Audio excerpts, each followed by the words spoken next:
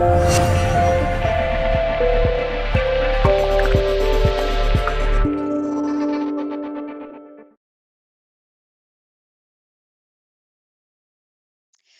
buenas tardes a todos los que estéis viendo este vídeo. Hoy no pretendo hablar de este mundo tan cerrado de la espiritualidad, ni nada por el estilo, simplemente lo que me gustaría es acercar una realidad, bueno, pues que es muy amplia, que tiene un sentido muy profundo a todo el mundo y que también incluye esto de la espiritualidad y que es muy poco televisado y muy poco comunicado en los medios de comunicación generalistas o convencionales. No se trata de hacer una guerra al periodismo convencional, no se trata de criticarlo, pero sí que es cierto que parece que está un poco denostado y que se centra demasiado en polarizarse en una parte del mundo pues muy tétrica, muy violenta, con mucho miedo, ¿no? Y parece que la realidad es otra cosa, que la realidad es algo mucho más amplio y que tiene un sentido muy profundo que todos debemos conocer y que para eso estamos aquí, para conocerlo. Y por eso yo os traigo una persona que realmente, bueno, pues lo conoce muy bien, lo practica muy bien, lo comparte muy bien con todo el mundo y esta es la razón por la que inicio con él esta sección de entrevistas cuánticas. Antes de darle paso y que hable él, porque realmente es el importante y es el que sabe hacerlo perfectamente, sí que me gustaría presentarle de alguna manera, ¿no? Para todos los que no le conocéis. Y no sé muy bien cómo hacerlo, porque puedo decir un montón de cosas que él ha hecho y seguramente él me va a contradecir y me va a decir que no, que todo eso que él ha hecho no le define, pero me parece muy importante citarlo porque, sobre todo, tenemos que quitarnos muchos prejuicios y muchos velos y ver como una persona que no se ha tirado toda la vida quizás rezando ni en un convento ni en las montañas adorando a ningún dios, pues una persona absolutamente normal, pues también nos puede acercar esta realidad y puede conjugarse todo perfectamente bien, ¿no? Y este es un poco el propósito de este vídeo. Podemos decir de Emilio Carrillo que ha trabajado como profesor de universidad durante muchísimos años, además en una asignatura o en una rama que es la economía, nada que ver con el mundo espiritual en ese momento. Ha trabajado también en asuntos políticos, en ámbitos políticos, en la administración pública. Bueno, maneja perfectamente bien la palabra, está muy comprometido con el valor y el sentido de la palabra. Conoce, como veis, lo empírico, conoce también lo holístico. Y tras este gran bagaje de esta gran persona, en este punto en el que se encuentra es profesor de universidad en Barcelona, impartiendo una asignatura que os va a resultar un poco atípico, un poco raro, pero que a mí me parece maravilloso, que se llama espiritualidad en la vida cotidiana. O sea que quizá podemos decir que por fin Emilio Carrillo se encuentra ahora mismo rozando la misión por la que vino a este planeta. Pues un montón de años de sabiduría ganada a pulso, con más de medio centenar de libros que lo avalan, y todo esto para demostrarnos quizá que lo importante en la vida es ese punto de inflexión en el que uno de repente se da cuenta de lo importante y empieza a recordar para qué está aquí, cuál es su sentido de vida y que todo lo demás importa poco. Así que, si os parece, vamos a darle paso ya, a poner cara a Emilio Carrillo. Buenas tardes, Emilio, ¿cómo estás? Hola, Estefanía. Buenas tardes. Pues estoy encantado de compartir esta charla contigo y estar en tu programa. Bueno, encantada estoy yo. Lo que sí me gustaría, como he mencionado, ese punto de inflexión que me parece maravilloso, ese despertar, ese recordar, me gustaría ir directamente a tu punto de inflexión, ¿vale? Vamos a ir a ese momento en tu vida que creo que son además dos momentos clave. Tenemos que retroceder al año 2000 y también al año 2010, si no me equivoco, que son para ti dos momentos, pues eso, clave en tu vida para darte cuenta de por qué estás aquí, de cuál es tu misión. Si te parece, vamos a hacer un flashback en tu vida y nos comentas un poco cómo fue esto. Muy bien, pues con mucha brevedad puedo compartir contigo y con todas las personas que nos siguen que desde que yo recuerdo en la adolescencia, en la juventud, yo tuve ya inquietudes de tipo espiritual. Hay un momento de mi vida, a partir de los 17, 18 años, que esas inquietudes las empiezo a plasmar en una vocación de servicio público, que me llevó tanto al trabajo en la administración pública como también al desempeño de la actividad política. Yo diría que ahí tenía que vivir una serie de experiencias como consecuencia de la encarnación que elegí, de las vivencias que en el plano de luz decidí desplegar cuando encarnara aquí. Y fue a partir de finales de los 90 cuando empezó a ocurrir en mi vida una cosa curiosa, y me gusta compartirlo, Estefanía, porque vino a través del deporte. Llega un momento determinado en mi vida en el que yo sentí realizar carrera de fondo y empecé a correr maratones, por supuesto como aficionado, no como profesional, pero empecé a correr maratones.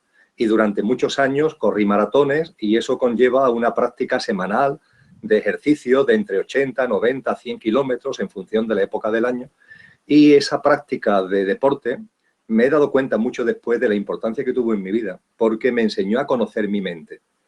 En esas horas de correr solo, de corredor de fondo, empecé a percatarme de que mi mente era una cosa y yo era otra. Empecé a sentir cómo la mente reaccionaba de un modo distinto a lo que mi cuerpo decía. Mi cuerpo estaba bien físicamente para hacer esa actividad deportiva porque estaba preparado y la mente me decía que me parara. En definitiva, no me enrollo. Ahí fue donde yo empecé a percibir con claridad cómo funciona la mente, lo que es la mente y que yo realmente soy algo distinto de mi mente y, por tanto, incluso de mi yo físico, mental y emocional. Estaba, yo diría, que en esa experiencia cuando en el año 2000, febrero del 2000, cayó en mi mano un libro titulado El Kybalión, que llegó como llegan las cosas sin saber muy bien por qué, porque ese tipo de literatura no me interesaba para nada en aquella época, y al llegar ese libro a mi vida, ahí empecé a leer cosas que resonaron interiormente y que recordé profundamente. Es como si esos saberes, esos conocimientos estuvieran muy adentro de mí, cuando sin embargo mi mente no tenía memoria alguna de que en esta vida física yo jamás hubiera ni leído ese libro, ni acercarme a ninguna literatura que tuviera que ver con los contenidos de ese libro. El Kybalión abrió para mí una nueva experiencia vital, me llevó a profundizar interiormente y dio lugar en el año 2005 a la publicación de mi primer libro en este tipo de asuntos concienciales y espirituales, que se llamó Los Códigos Ocultos. Y a partir de ahí, fundamentalmente a partir del 2007, empezar ya a compartir en charlas, en talleres, a principio solamente en mi residencia, en mi lugar de residencia, que es la ciudad de Sevilla, aunque dé clases en Barcelona, resido en la ciudad de Sevilla. Y poco a poco, de mano de la vida y de la providencia, fui soltando las actividades en las que me había embarcado prácticamente desde que tenía 20 años. Dejé la actividad universitaria porque la economía ya no resonaba en mí como para dedicarle entusiasmo y energía. Dejé la actividad política exactamente por lo mismo y otras muchas cosas. Y cuando estaba en proceso de soltar, pues llegó a mi vida el segundo gran hito, por decirlo de alguna forma, y fue una caída bajando de un monte. Es verdad que fue una cierta imprudencia porque se nos hizo tarde en la subida y descendíamos ya a una hora muy avanzada, cansados además, y me precipité en esa caída. Y curiosamente no pasó nada en particular porque me podía haber matado, pero lo único que tuve fue una fractura de peroné. Pero mira por dónde, no mucho después, a los 20 días aproximadamente, esa fractura de peroné originó una serie de trombos que impactaron, por ejemplo, en mi pulmón con un infarto pulmonar. En fin, una serie de cosas unido a un fallo en el diagnóstico médico que me hicieron vivir una experiencia cercana a la muerte el 29 de noviembre del año 2010. Y esa experiencia cercana a la muerte fue potente de por sí, ya es toda una experiencia, yo la llamo un regalo de la vida, una bendición, y también me tuvo después 10 meses fuera de juego, es decir, hasta que yo pude reincorporarme a la actividad, vamos a llamarle normal, transcurrieron 10 meses y 5 días. Y esos 10 meses fueron meses de introspección, de meditación, de un profundo encuentro interior y, bueno, y le estoy muy agradecido de esa experiencia. A partir de que ya volví a la actividad en septiembre del año 2011, inmediatamente lo que hice fue, también porque la providencia me lo puso sobre la mesa, ¿no?, incrementar el número de charlas. Me fueron llegando invitaciones de toda España y yo a esas invitaciones acudo en la medida de lo posible. Claro, no tengo el don de la ubicuidad, pero voy a donde me llaman, intento ir a donde me llaman. Y también fueron apareciendo de mi interior una serie de textos que dieron lugar a un libro denominado Dios, que es del año 2013, el libro de Sin Mentes y Lenguajes sin Tiempo, que escribí a finales del 14 y salió publicado al principio del 15, y el libro El Tránsito, Vida más allá de la vida y experiencias cercanas a la muerte, que ha salido en el año 2015 también, aunque más avanzado ya ese año. Y bueno, eso es todo lo que puedo compartir contigo en cuanto a mi discurrir personal. En tu último libro, que es El Tránsito, como comentas, hay una frase que me gustaría traer a colación que dice que la muerte es un imposible, un fantasma, solo eso, de la imaginación humana. La creación y el cosmos son una colosal manifestación de vida y consciencia. A mí me da la sensación de que estas dos experiencias que tú tuviste en el año 2000 con el Kybalión y en el año 2010 con esta experiencia cercana a la muerte, lo que hizo fue arrastrarte hacia un conocimiento interior muy profundo, ¿no? Que tienes además la necesidad de compartir con los demás. Hay algo que tú dices muy a menudo en tus conferencias, que es conócete a ti mismo, ¿no? Que creo que está muy ligado con estos dos hitos de tu vida, ¿no? Conócete a ti mismo. ¿Qué es conocerse a uno mismo? Parece que en la cotidianidad de todos, en esta identidad que cada día cincelamos y que nos preocupamos de demostrar quiénes somos, no llegamos realmente a lo profundo, no llegamos a dibujar personas realmente profundas o no llegamos al concepto amplio de la palabra de lo que somos, ¿no? De quiénes somos, quién soy yo. Entonces, conócete a ti mismo. Para ti, ¿qué significa? Tiene mucha importancia ese aforismo, esa frase que parece una frase hecha sin más, pero tiene mucha trascendencia y mucha profundidad. Conócete a ti mismo, conócete a ti misma. En las clases en la universidad, cuando comparto acerca de espiritualidad en la vida cotidiana, es casi obligado en el ámbito universitario dar definiciones de las cosas. Y claro, en el arranque de la clase hay que definir qué es la espiritualidad. Y claro, la espiritualidad, tal como yo lo percibo y siento, Estefanía, no tiene que ver con la religión, no está en absoluto alejado de la ciencia, y rompe los clichés de lo que la mente y los sistemas de creencia imperantes nos dicen acerca de la espiritualidad. Y buscando en mi interior una definición que fuera válida y que fuera contenedora de todo lo que percibo y experiencio, me encontré con esa frase que es muy antigua, que es una frase que los sabios de la Grecia clásica colocaron ni más ni menos que en el pronaos, en la entrada del templo dedicado a Apolos en Atenas, en exactamente el templo de Delfos, cerca de Atenas. En este templo se ubicaba el oráculo de los dioses y era el lugar donde la humanidad de entonces, a modo de peregrinaje, se trasladaba para contactar con Dios y recibir el mensaje de los dioses. Estamos en un contexto pagano donde los dioses son múltiples, muy variados, pero es allí donde se iba a contactar con ellos. Y los sabios de la Grecia clásica, como para ahorrar muchas explicaciones, en la propia entrada del templo colocaron esta frase, evidentemente escrita en griego, pero que traducida al castellano es conócete a ti mismo. Bien, yo digo en broma, pero también en serio, que si esos sabios de la Grecia clásica estuvieran aquí ahora, en lugar de poner conócete a ti mismo, lo que pondrían en ese frontispicio del templo de Delfos sería: date cuenta de que eres conductor y coche y conductor. O, evidentemente, cuando se construye el templo de Delfos no existen los coches, hoy sí existen. Y esos sabios lo hubieran utilizado porque es un símil simplísimo, facilísimo, que incluso la mente puede valerse de él para entender, para comprender, para discernir qué es conocerse uno mismo, que es precisamente darnos cuenta de que nosotros, tú, yo, todos los que estamos encarnados en seres humanos, es más, yo diría que todas las formas de vida, en cualquier plano y dimensión, somos conductores, entendiendo por conductores seres de otro mundo, seres cuya existencia se desenvuelve fuera del tiempo y del espacio, seres que no hemos tenido principio y no tendremos fin, seres que nos caracterizamos profunda y genuinamente por nuestra divinidad, nuestra eternidad, nuestra infinitud, y eso es lo que realmente somos. Y siendo todo eso, para experienciar en conciencia planos y dimensiones, nos encarnamos en mundos distintos, en planos distintos. Y mira por dónde los que estamos encarnados en el plano humano, en seres humanos, nos hemos encarnado aquí, en este mundo y en este plano, que está regido curiosamente por el tiempo y por el espacio. Es decir, siendo nuestra existencia, rigiéndose nuestra existencia, desenvolviéndose nuestra existencia real y verdadera fuera del tiempo y del espacio, ahora estamos encarnados aquí, que está regido este plano por el tiempo y el espacio. Y no lo estamos por casualidad, estamos porque lo hemos hecho y lo hemos decidido voluntariamente, y para vivenciar y experienciar las muchas vivencias y experiencias que nos ofrece el plano humano.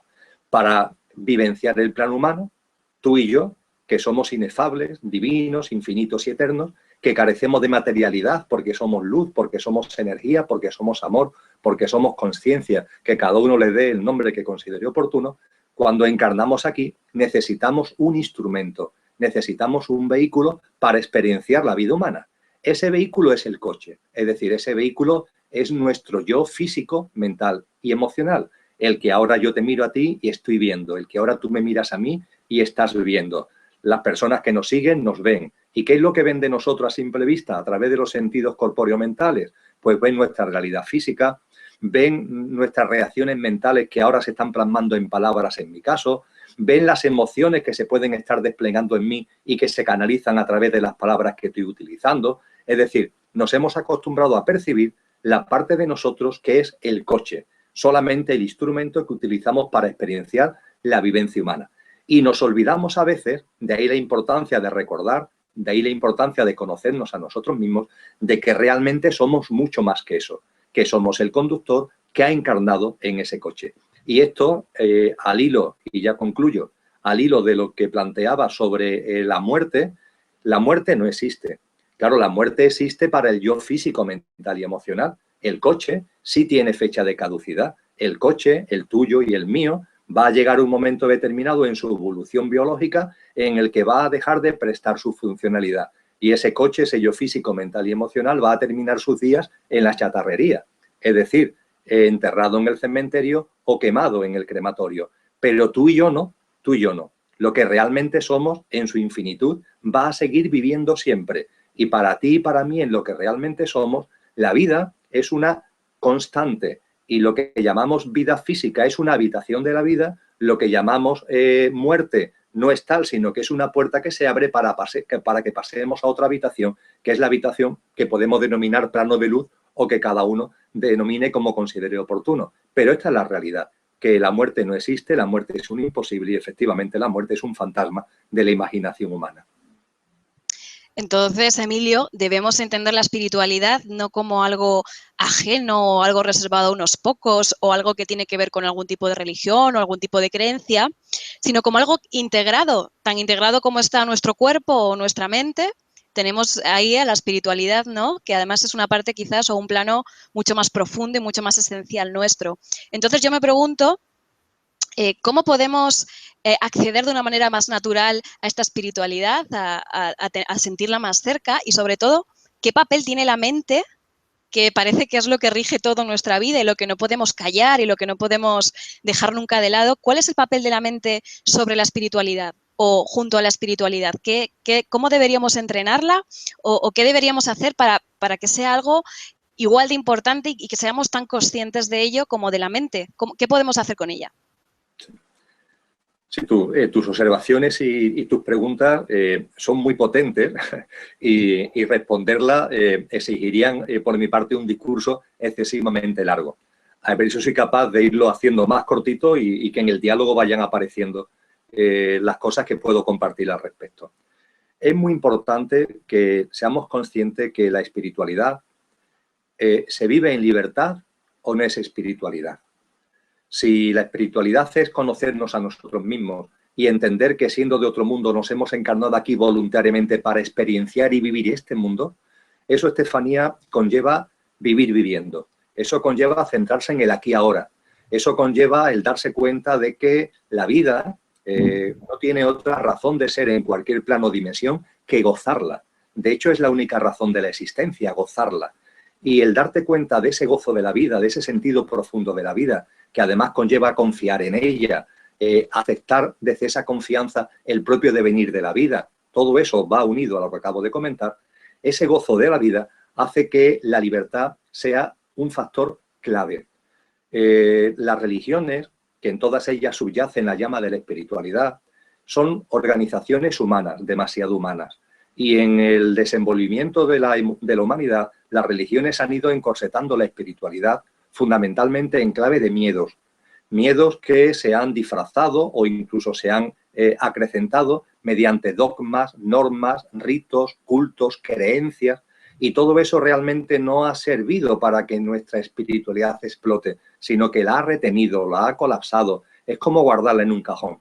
Lo que siento de corazón es que en el proceso conciencial y evolutivo de la humanidad ha llegado el momento de que esa espiritualidad genuina, que es el conocimiento de uno mismo y el vivir la vida gozándola, en el vivir viviendo, no juzgándola, no quejándonos, sino viviéndola, no dando tiempo para pensar, porque como se piense, no se está viviendo la vida, sino que se está pensando acerca de la vida. Ahora hablaremos de la mente y esa es una de las características fundamentales de la mente, que la mente no sirve para vivir la vida, sino para pensar acerca de la vida, y una cosa es vivir la vida y otra cosa es pensar acerca de la vida. Pues bien, la espiritualidad exige y conlleva de nosotros mismos esa libertad. Conlleva que en nuestra vida cotidiana el coche, al que antes me refería, lo eduquemos, lo acostumbremos, generemos en él los hábitos para que tenga la valentía de hacer lo que nosotros le indicamos. Porque en la vida de mucha gente el coche, entre comillas, va a su bola. Es decir, el conductor está como adormecido. Y cuando el conductor se adormece, la mente enciende en el coche una especie de piloto automático, que es el ego. El ego es el piloto automático que enciende la mente en el yo físico, mental y emocional cuando el conductor está dormido, cuando no recordamos lo que somos. Y esa mente y ese ego, cuando llevan el mando de la vida, en lugar de llevarlo lo que realmente somos, se comportan con miedo, se comportan con inseguridad y nos van metiendo en una dinámica que finalmente, aunque aparentemente en momentos concretos podamos pensar en otra cosa, nos lleva al sufrimiento. Ese sufrimiento, esas turbulencias, esa distorsión que tantos seres humanos están viviendo de forma directa y que son ocasionados ni más ni menos que por una percepción de las cosas que no es real. Y ahí interviene la mente. Dicho de una forma muy telegráfica, la mente sirve para muchas cosas. Esto que estamos ahora conviviendo y compartiendo no sería posible sin la mente. Tú has tenido que intervenir para organizarlo, para programar una agenda, para todo. La mente sirve para interactuar entre nosotros, para organizar, para planificar, para agendar cosas, para que interactuemos a través de la comunicación, a través de la charla, para que podamos plasmar muchos de nuestros dones y talentos, que si la pintura, que si elaborar leyes de la astrofísica. La mente es necesaria para todo eso y es un instrumento muy valioso. Y lo único que tenemos que empezar a recordar es que siendo muy valiosa la mente, siendo muy valioso todo el yo físico, mental y emocional, y la mente, por supuesto, la mente nos sirve para entender, comprender, ver y vivir la vida. Es así de sencillo, Estefanía. La mente nos sirve para entender, comprender, ver y vivir la vida. Y nos hemos empeñado en llevar las gafas de la mente todo el día, continuamente los 365 días al año, todos los años de nuestra vida, queriendo comprender la vida a través de la mente, queriendo ver la vida a través de la mente, queriendo vivir la vida a través de la mente. Y la mente, que sirve para muchas cosas, no sirve para eso, sencillamente porque la mente, como antes apuntaba, no vive, sino que piensa. Es un instrumento, es un ordenador que tenemos ahí en nuestra cabeza y que nos ayuda a pensar. Y ese pensar es muy útil para muchos menesteres de la vida, pero no para vivir la vida.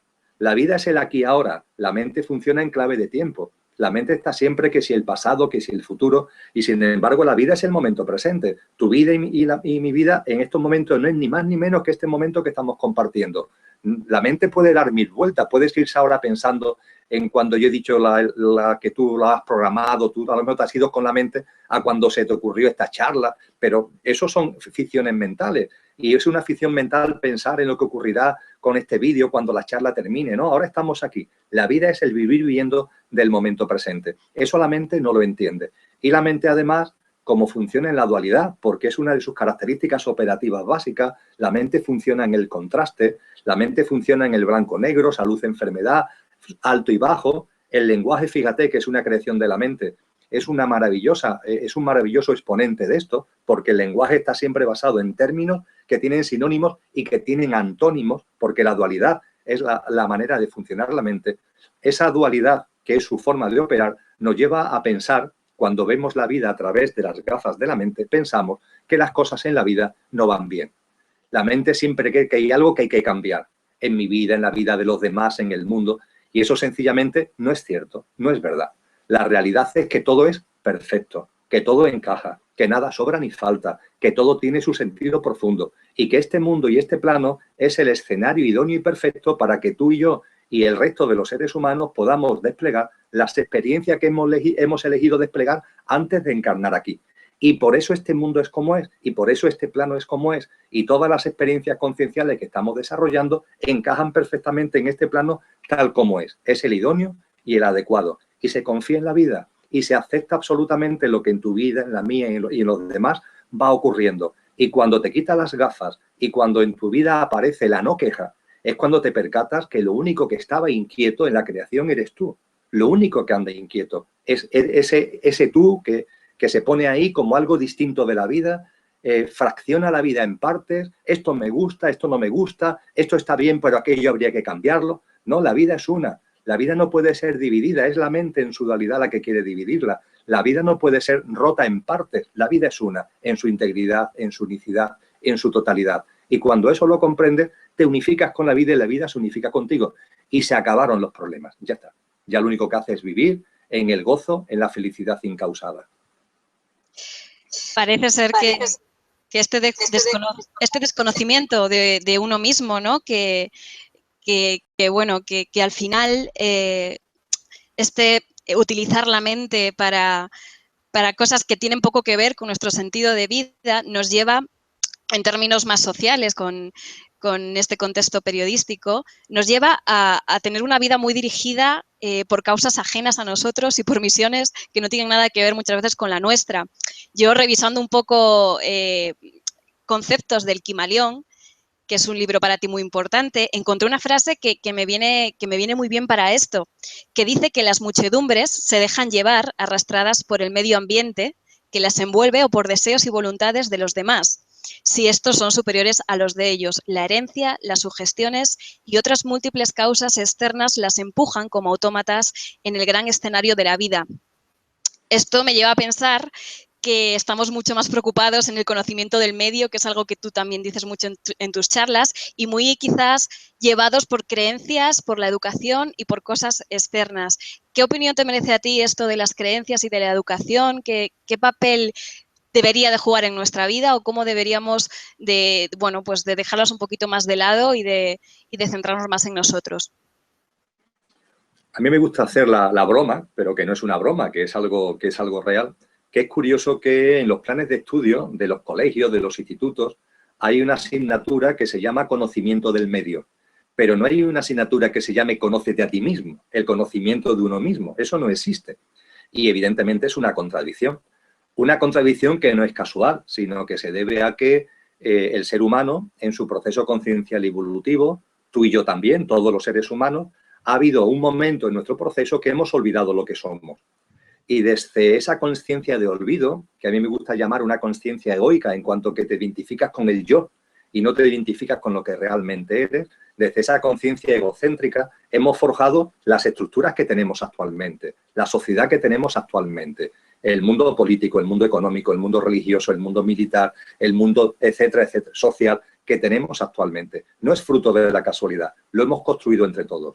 Lo único que ocurre es que ya muchos seres humanos, en nuestro proceso conciencial y evolutivo, estamos ya viviendo de una manera distinta, con una conciencia distinta, una conciencia más abierta, menos egoica, más transpersonal, más empática, más altruista, más cooperante, más solidaria, más acorde con lo que realmente somos. Y cuando tenemos esa nueva conciencia, el mundo, tal como lo vemos, nos llama la atención lo desajustado que está, lo desbarajustado que está en comparación con lo que nosotros sentimos. Pero tenemos que ser conscientes que ese mundo lo hemos construido entre todos y que ahora muchos seres humanos, por la evolución, y en esa evolución, curiosamente, también ha influido el mundo tal como es y está influyendo, empezamos a vivir y a sentir las cosas de una manera distinta. Esto no es ni más ni menos que el anuncio que antes o después, utilizando una expresión de la teoría científica del principio holográfico, antes o después la humanidad vamos a configurar un nuevo mundo, vamos a configurar, lo estamos haciendo ya, una realidad. Pero mientras tanto, la realidad imperante es la que es. En ese contexto no tenemos ni mucho menos que desgarrarnos las vestiduras, ni tenemos que desmoralizarnos, ni tenemos que venirnos abajo. Lo único que tenemos que hacer es ser coherentes con aquello que sentimos, ser coherentes con aquello que percibimos. No vale, tal como lo veo, Estefanía, no vale mirar atrás. En la Biblia hay una metáfora, tal como yo lo siento, aunque pudo ser un hecho real, pero está narrado para que sirva de metáfora, en el momento en el que hay dos ciudades, Sodoma y Gomorra, que están llenas de turbulencias, con muchas convulsiones. Y hay gente que se van de ellas, porque quieren vivir una nueva vida, porque esa vida de esas ciudades ya no resuenan con ellas mismas y salen fuera a buscar una nueva vida. Y se cita en la Biblia a la familia de Lot. Y la familia de Lot, siguiendo a Abraham, abandonan la ciudad y se van en busca de esa nueva vida. Sin embargo, la mujer de Lot, en un momento determinado, vuelve la mirada atrás. Y al volver la mirada atrás, se convierte en una estatua de sal. Yo creo que esto es clave. La estatua de sal es una figura metafórica para poner en evidencia que esa persona se queda encajada. En lugar de seguir avanzando en su proceso, se queda pillada. Y se queda pillada porque mira atrás. Yo creo que de corazón, ante el viejo mundo, lo único que tenemos que hacer es comprender que ha jugado su papel y con mucho amor decirle adiós en nuestra vida cotidiana. Yo le he dicho adiós al viejo mundo en mi vida cotidiana desde el amor y vivo en coherencia con lo que siento. Pero no me planteo luchar contra ese mundo, no me planteo cambiarlo. Ese mundo surgió por lo que surgió y todavía es de gran utilidad a muchos seres humanos que tienen que seguir viviendo experiencias para las que ese mundo vale.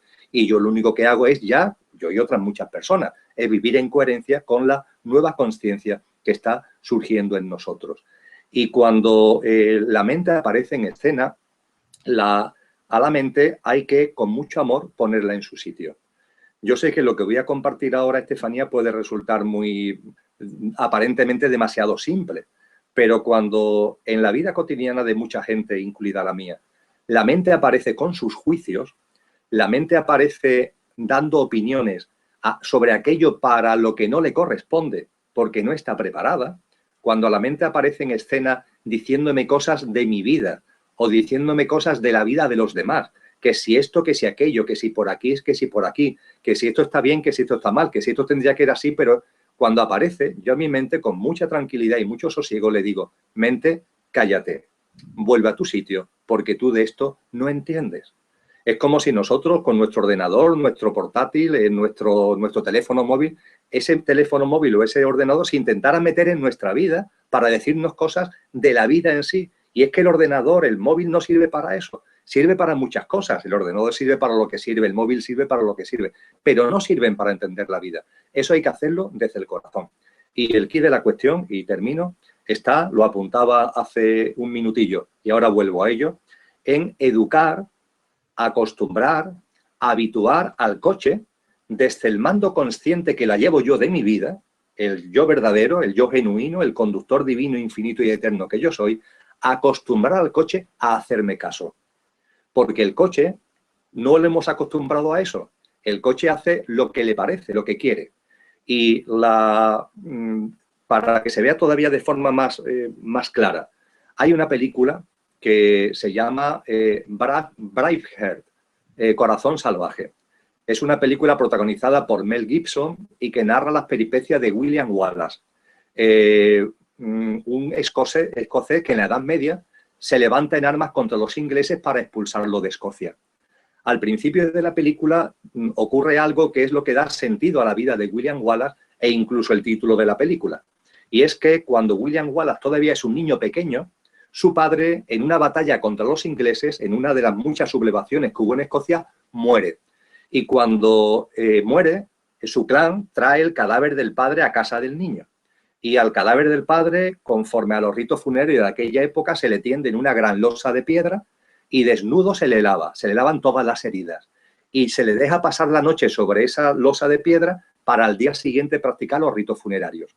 Bien, William Wallace, que es un pequeñajo y que ha visto esa escena, queda impactado por la escena de haber visto al padre de esa manera. Y durante esa noche, en la que el padre está en la losa, desnudo, y esperando ser enterrado al día siguiente, el niño tiene una pesadilla. Y en la pesadilla, él se ve a sí mismo tumbado en otra losa, junto al padre. Ve al padre sobre la piedra tumbado, desnudo, con los ojos cerrados, y él se ve a sí mismo tumbado en otra piedra al lado. En un momento determinado, él gira la cabeza para mirar al padre. Y el padre abre los ojos, a pesar de estar muerto, de ahí la pesadilla, abre los ojos y mira al pequeño, mira al niño. Y en ese momento le dice el padre al niño, este es el eje de la película, le dice, tu corazón es libre, ten el valor de hacerle caso. Tu corazón es libre, ten el valor de hacerle caso. Pues bien, Estefanía, esto es lo que yo me digo a mí mismo continuamente. Yo soy libre. El conductor que yo soy, soy libre. Mi ser es libre. Mi ser existe fuera del tiempo y del espacio, en la infinitud y en la eternidad. Estoy aquí encarnado por voluntad propia. Estoy encarnado para gozar la vida en este plano y las experiencias, que son muchas, que este plano me posibilita. Y el coche tiene que tener el valor de hacerme caso. Y claro, cuando el coche no está acostumbrado a la mente, los sentidos corpóreo-mentales, las emociones, se resisten y lanzan mensajes de miedo y lanzan mensajes de inseguridad y te dicen que tengas cuidado con esto y que tengas cuidado con lo otro.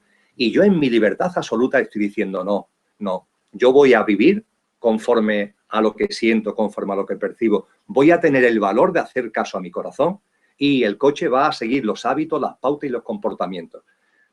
San Juan de la Cruz, termino con esto, habla de la experiencia de divinización, de la transformación en Dios, que no es ni más ni menos que esto. Es decir, la transformación en Dios no es que nos salgan alas ni que empecemos a levitar, no, es simplemente que te des cuenta de lo que realmente eres.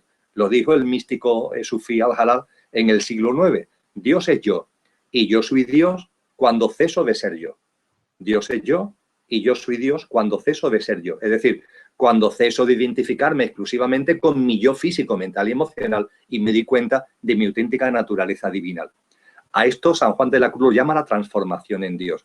Y en el poema donde narra la transformación en Dios, donde hace referencia a la amada en el amado transformada, que es dicho líricamente, poéticamente, esa transformación en Dios, termina ese poema diciendo ni más ni menos que dejando mi cuidado entre las azucenas olvidado.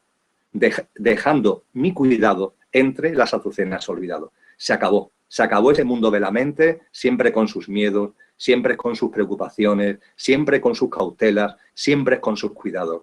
Mi corazón es libre y mi coche tiene que tener el valor de hacerle caso. Y mi responsabilidad como conductor es que el coche se habitúe y se comporte haciéndole caso a lo que mi corazón me está diciendo con toda claridad. Eso es así y además es cierto que, bueno, que cada vez más personas se están dando cuenta de esto y están siguiendo este camino. Sí que es cierto que todavía se sigue viendo a nivel social como un reducto, ¿no?, de unos pocos iluminados o se confunde con otro tipo de creencias. Yo llamo a esto periodismo cuántico, lo he llamado periodismo cuántico porque quiero que sea como una especie de revolución, como fue la física cuántica en su ámbito, ¿no?, que a nivel de la comunicación y a nivel social, pues mirásemos mucho más allá de a dónde estamos mirando o dónde nos están dirigiendo. Parece como muy utópico, ¿no?, ver una suma de individualidades conscientes y todos perfectamente iluminados, ¿no? ¿Cómo crees que es posible realmente a nivel social una gran revolución tanto de la comunicación? Ya sabes que, bueno, está muy polarizada en el drama, en el sufrimiento, en el miedo. Nos dirigen mucho los telediarios, basta con poner cualquier telediario para ver, ¿no?, cómo nos quieren nada más que decir que estamos aquí para sufrir y para tener miedo a nuestro entorno. Entonces, ¿es posible realmente llegar a una sociedad consciente a nivel global o es algo imposible para ti? ¿O crees que con el tiempo esto va a dar un giro? ¿Cómo lo ves tú? Sin duda ninguna, mi respuesta es sí, Estefanía, claro, por supuesto que sí. No solamente es que vaya a ser posible, que ya nos lleva a hablar de futuro, sino que lo es ahora, lo es ahora. Es decir, por ejemplo, tú ahora, en el aquí ahora, has puesto en marcha una iniciativa, un proyecto que sus cimientos y su plasmación es precisamente eso. Es decir, eso ya existe. Eso, por ejemplo, en el ámbito de los medios de comunicación se está plasmando en iniciativas conscientes que están surgiendo en el mundo entero. Yo colaboro aquí, por ejemplo, en Sevilla con mucha frecuencia con una televisión consciente que emite por internet, que es Recuerda TV. Y hacemos muchas actividades a través de Recuerda TV. Y es otra forma de enfocar la comunicación desde la consciencia, desde el corazón. Eso no es que vaya a ser posible, es que ya lo es. Y simplemente, en la medida en que cada vez más seres humanos vayan por su proceso conciencial y evolutivo, sin prisa y sin pausa, y en absoluta libertad y en libre albedrío, vayan sintiendo y percibiendo lo mismo, iremos configurando una masa consciencial, la famosa masa crítica, que dará lugar a un mundo totalmente distinto al que hemos conocido y que hemos forjado bajo los paradigmas de la antigua consciencia. Esto surgirá de una forma totalmente natural.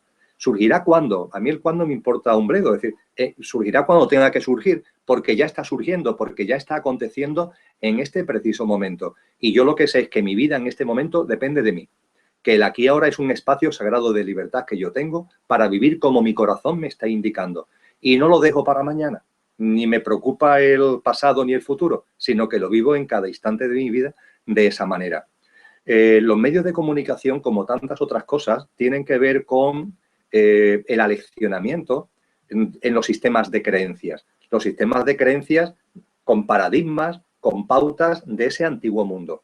Los sistemas de creencias a los que tú antes te referías y que yo en ese momento no entré, son muy fáciles de definir y son también muy importantes que los detectemos en nuestra vida. Cuando la mente aparece en escena para decir lo que harías cuando no estás viviendo eso, es un sistema de creencia. La vida es el vivir viviendo y no hay que tener nada en la cabeza pensado sobre lo que yo haré cuando suceda tal cosa. Mira, lo que hagas cuando una cosa suceda, solamente haz lo que sientas en ese momento.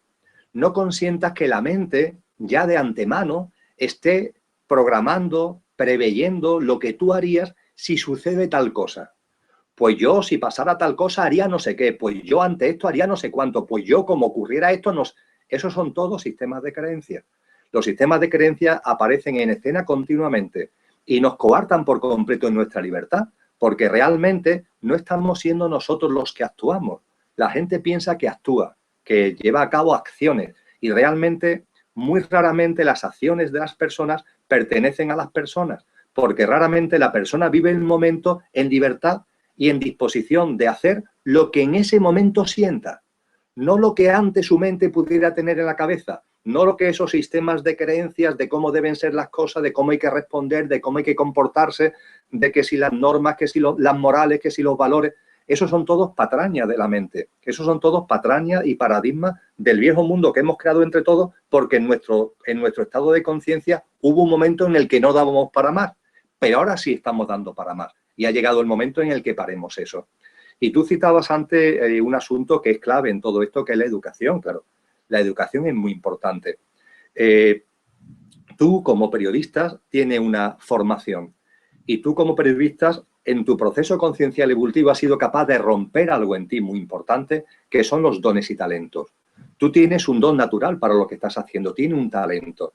Los dones y talentos no son sino las cualidades, capacidades, habilidades innatas que todos los seres humanos tenemos. Tú tienes los tuyos, yo tengo los míos, todas las personas, aunque les parezca increíble a más de una, todas las personas que nos están siguiendo tienen sus dones y talentos y tú, con tu vida, con este proyecto que estás compartiendo a través de este vídeo y de otras muchas cosas, estás plasmando tus dones y talentos. Pues bien, el sistema educativo, yendo a lo que etimológicamente es educar, que viene del verbo latino educare, significa colaborar, contribuir a extraer del otro lo mejor de sí. Es bellísimo. Colaborar a extraer del otro lo mejor de sí. Eso es la educación. Claro, en ese sentido, la educación, contribuir, colaborar a extraer del otro lo mejor de sí, es colaborar primero para que el otro se conozca a sí mismo y, en segundo lugar, conociéndose a sí mismo para que descubra, ponga en práctica y comparta sus dones y talentos. Y esto es la educación. Pero claro, cuando vemos el mundo todavía que existe y lo que en ese mundo se denomina educación, es fácil comprobar que la educación nada tiene que ver con eso. Nada en absoluto. La educación realmente no educa, sino que está haciendo otra cosa que procede de otro verbo latino, que no es educare, sino que es formare, y que sería formar. Pero claro, la formación es darte instrumentos, técnicas y habilidades para que tú puedas desplegar tus dones y talentos. Tú en tu formación has adquirido esas técnicas, esos conocimientos y esas habilidades para que en el momento en el que descubres y quieres compartir y poner en práctica tu don y tu talento, lo puedas estar haciendo. Esa es la formación. Pero ¿qué es lo que hace realmente el denominado sistema educativo? Que no forma, sino que formatea. Formatea. El verbo formar, su tradición correcta ahora, no es formación, es formatear. Y formatear todos sabemos lo que significa. Cogemos un CD, lo metemos en el ordenador para formatearlo, porque queremos vaciarlo de sus ficheros porque queremos grabar otros ficheros distintos encima. Y por eso necesitamos formatear el CD, porque si no, el CD está completo y no podemos grabar en él nuevos ficheros. Y cuando metemos el CD en el ordenador y le damos al comando de formateo, el ordenador tiene con nosotros una gentileza y es que nos pregunta y nos dice, ¿está usted seguro? Y nos explica que esa seguridad, sí o no, es porque se van a borrar todos los ficheros que en ese momento haya en el CD. Pues bien, en el sistema, entre comillas, educativo, nuestros niños, nuestros adolescentes llegan ahí inocentes, llegan ahí con sus ficheros originales, con sus dones y talentos y con sus capacidades, con sus habilidades innatas, y el sistema educativo, la orientación lógica y natural sería colaborar, contribuir para que esos adolescentes, para que esos niños, para que esos jóvenes descubran sus dones y talentos, los pongan en práctica y los compartan y se le dan las técnicas y habilidades como para que puedan llevarlo a cabo. Ese es el sentido de la educación. Pero realmente lo que se hace no es eso. Realmente lo que se hace es aprisionar, esconder, hacer que se olviden esas cualidades y capacidades innatas y meter un montón de programas informáticos, sistemas de creencias, volvemos a ello, que son los que le interesan al sistema actual que tú tengas en la cabeza para que vivas conforme el sistema pretende, como el sistema quiere. A ti, en tu formación, se te ha formateado para que, como periodista, tú realizaras la labor que se quiere que se hagan los periodistas, es decir, reproducir miméticamente malas noticias que solamente cuentan de una forma muy selectiva y muy interpretativa determinadas cosas con un objetivo muy claro de crear miedo, de crear confusión, de crear inquietud, de crear inseguridad. Lo que ha ocurrido en ti es que tu recuerdo de lo que eres ha explotado, tu conciencia, ¡boom!, ha emergido. Y ha emergido por encima de esos sistemas de creencias. Y tú has sentido de corazón, no, yo mi don, mi talento y los conocimientos que he adquirido lo voy a poner al servicio de lo que mi corazón me está diciendo, que no tiene nada que ver con esos miedos, con esas creencias. Es así como funciona el sistema, pero también es así como funcionamos nosotros. Y dicho esto, ningún tipo de miedo. Las cosas son como son. Y tú y mucha gente son una prueba del 9, que decimos los que nos gustan mucho las matemáticas, son la prueba del 9 de que por mucho que estén los sistemas de creencia ahí, siempre estás tú. El poder siempre lo tienes tú. Y efectivamente hay un influjo social en la familia, en el colegio, en el instituto, entre los amigos, en los medios de comunicación, metiéndote sistemas de creencias, programas informáticos para que tú actúes y reacciones en la vida, no como tú realmente eres, sino de acuerdo con lo que esos sistemas de creencias indican. Pero ojo, siempre estás tú. La responsabilidad siempre es tuya y siempre tenemos la oportunidad y la ocasión de recuperar nuestro auténtico poder y vivir en consonancia con nuestra identidad, con nuestra divinidad y con nuestra auténtica naturaleza. La gente que te escucha dirá, bueno, eso es maravilloso, ¿no? Pero yo creo que la gran pregunta es ¿y cómo? ¿Y cómo hacemos eso? ¿Cómo acallamos la mente? ¿Cómo dejamos a un lado las creencias? ¿Cómo nos vamos a ese silencio en el que podamos descubrir una verdad fundamental y personal y algo que nos trasciende de esa manera? Por ejemplo, el Kybalión habla de la verdad fundamental, ¿no? Hay una frase muy chula que a mí me ha gustado, que es: los labios de la sabiduría permanecen cerrados, excepto para el oído capaz de comprender. Bueno, yo no sé si a través de esta charla ha comprendido alguien un poquito más sobre sí mismo y sobre a dónde tiene que llegar, pero sí que me gustaría que me dieses ese pequeño consejo, ¿no? Aunque cada uno tenga su proceso y tenga que descubrirle, ¿cómo llegar a esa verdad fundamental? ¿Cómo dejar todo a un lado y decir, no, voy a descubrirme? ¿Es el silencio, es la meditación? ¿Qué nos puedes decir sobre esto? Bien, me gustaría compartir, buscando ese secreto, esa clave, en torno a dos palabras, que además se parecen mucho en su conformación gramatical, lingüística. Amor y humor. Amor y humor. Creo que son las dos claves de la vida. El amor y el humor. El amor entendido como enfocar todo, mi vida, la visión que tengo de la vida de los demás, el mundo, enfocarlo todo desde el amor. Yo sé que el amor es un término muy manido y que las personas buscan definición.